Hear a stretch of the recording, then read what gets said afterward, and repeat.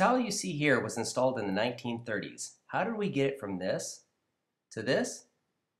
Let's take a look at some of the tools we used. First thing we used is a product called Restore. Restore's, this is an old bottle, so please excuse it, everything else is out on the trucks. Restore is made by Stone Tech Professional, now owned by DuPont. And you can get it at your local supplier to be able to really break up a lot of those hard water deposits. So I highly recommend it. Now, this does have a pH of 2, so as soon as you drop it on concrete, it's going to eat right into it. Believe me, I know. I've had to refinish a little bit of concrete because of a faulty bottle. So be very careful with this. Do not take it lightly, and for hard water deposits, mix it aggressively. Next thing, after applying this, we used a very aggressive grout brush. We have here, simple, just put it on the edge of a pole. This is for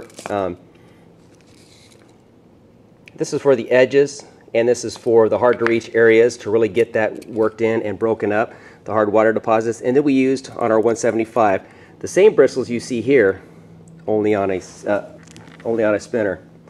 Then from there, before we rinsed it, we have to neutralize it.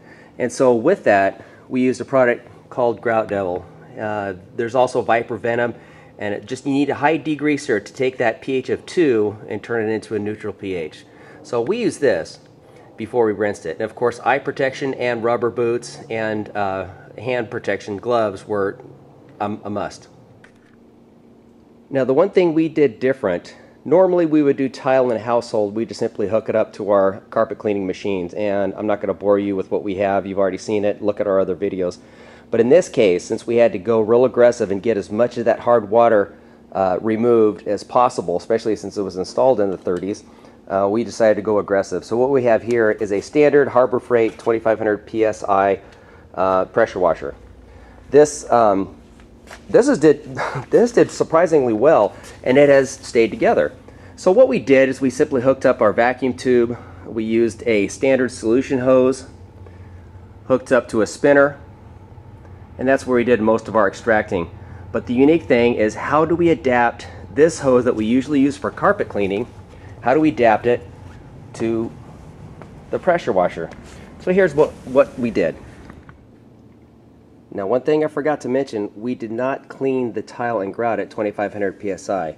One thing we had to have was a pressure regulator. This one came with it, so where you can regulate your pressure. Basically, the way we did it is we had one person inside and one person outside.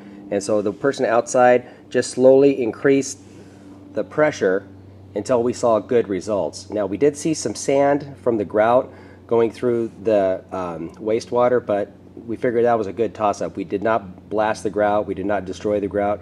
We did take a layer or two, just a very small layer or two off the top to make it look presentable. So how do you get this to fit into that?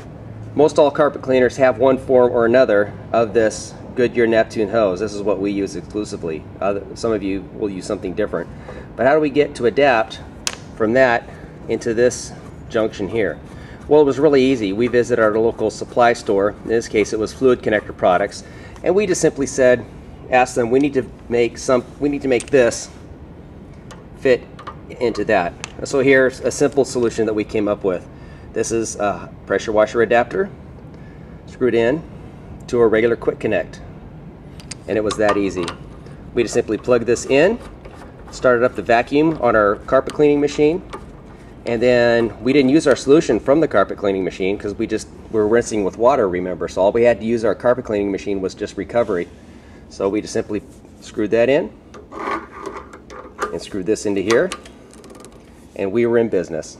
And keep in mind, this is a Goodyear Neptune 3000, which is supposed to be 3000 PSI, and we found it worked superbly. So just an idea, some people that clean tile will do something different. We're primarily carpet cleaners, so we didn't want to really invest a lot of money in this project, so we just kind of kept it real simple. Thanks.